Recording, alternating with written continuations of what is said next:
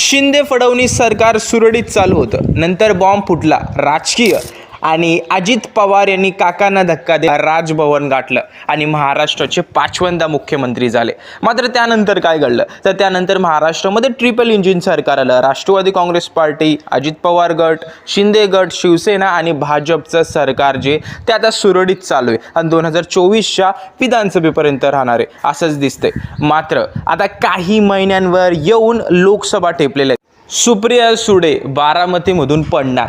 सुप्रिया सुळे या कन्या आहेत शरद पवार यांच्या आणि शरद पवारांचा गड बारामतीमधून जिंकत त्यांनी मुख्यमंत्री परत देशाचे कृषी मंत्री ते रक्षा मंत्रीपर्यंत पदं भूषवली. मात्र ह्यावेळेस हे बारामतीचं गड निस्तानाबूत करण्याची तयारी अजितदादांनी घेतली आहे का? आता अजितदादांनी त्या ठिकाणी सुप्रिया सुळे यांना पाडण्याचा जो प्लॅन आखलेला आहे का?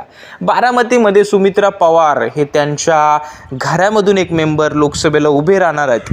त्या ठिकाणी अक्षरशः प्रचार प्रसार सुरू झालेला आहे. रथ फिरत आहेत बारामतीमध्ये आणि बारामतीकर यांना दुविधा अशी झाली की मतदान कोणाला करायचं, कारण एकाच परिवाराचे त्या ठिकाणी 2 मेंबर लोकसभेला उभे राहणार आहेत. मात्र पहिलं कारण त्या ठिकाणी वाढलेला जनसंपर्क अजितदादांचा जो नफा करून जाईल अजितदादांना, मात्र तोटा करून जाईल तो त्या ठिकाणी पवारांना.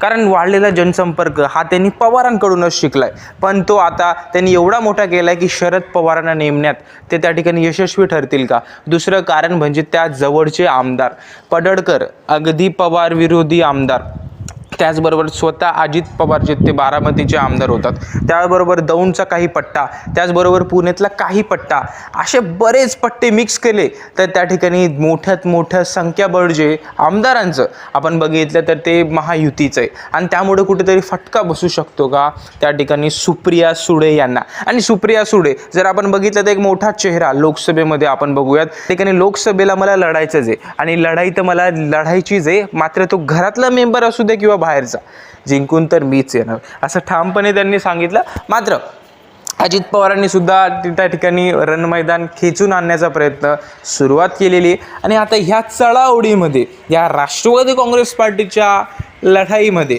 कोणता राष्ट्रवादीचा गट विजय होईल हेच बघायचं आहे.